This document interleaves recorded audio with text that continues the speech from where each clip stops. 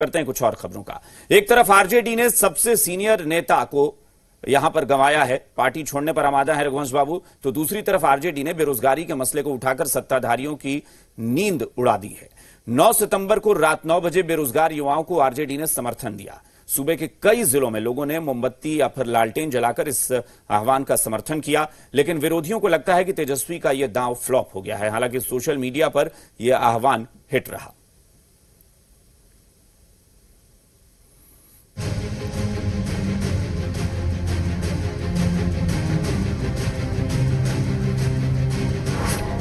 क्या बेरोजगारी का मुद्दा बिहार में फ्लॉप रहा?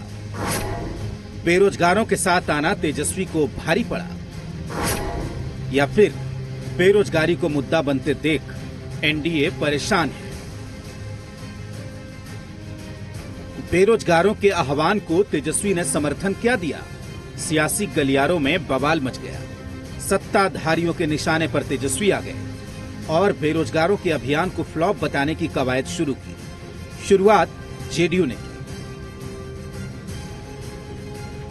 राजनीति में औकात का एहसास हो गया कि आपकी बातों पर बिहार की जनता भरोसा नहीं करती है। आदरणीय नरेंद्र मोदी जी एवं माननीय मुख्यमंत्री नीतीश कुमार जी की बातों का जनता पर असर पड़ता है। देखिए, बेरोजगारी को राजद ने सिर्फ स्वर दिया है, वो तो स्वर जमीन पे है ना। बेरोजगारी देश के लेवल पर चरम पे है। बिहार में वैसे ही बेरोजगारी एक महासंकट के रूप में था। आज क्या हालात है? बेरोजगारी देश के लेवल पर चरम पे है। बिहार में वैसे ही बेरोजगारी एक महासंकट के रूप में था। आज क्या हालात है? और आप क्या कह रहे हैं? भाषाई स्खलन इतना हो रहा है आपका कि आप नेता प्रतिपक्ष तेजस्वी जी आपको कोई सलाह भी देते हैं तो आपकी जुबान में तू तड़ाक वाली चीजें आने लगी हैं आपके तमाम लोगों में। दरअसल इस बार चुनाव में तेजस्वी यादव ने बेरोजगारी के मसले पर सवाल दर सवाल के साथ सरकार को घेर रखा है और इन सवालों से सत्ता पक्ष की परेशानी बढ़ जाती है।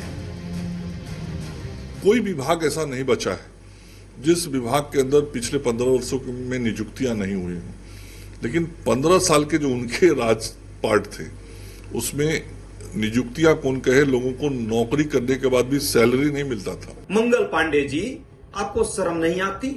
15 साल पुराने शासन को कोसने में और उसका हिसाब लेने में आप व्यस्त हैं। आपको लोगों ने चुना था, आपने क्या किया? बिहार को कोरोना कैपिटल बना दिया है। सरकार के मंत्री दावा कर रहे हैं कि बिहार में युवाओं को नौकरी दी जा रही है, लेकिन विपक्ष का आरोप है कि सूबे में अभी भी 4.5 लाख सीटें खाली पड़ी हैं। बेरोजगार युवाओं की संख्या तेजी से बढ़ती जा रही है और विपक्ष के इन आरोपों को सरकार मानने के लिए तैयार नहीं है, क्योंकि उनके हिसाब से तो बेरोजगारी कोई मुद्दा ही नहीं है।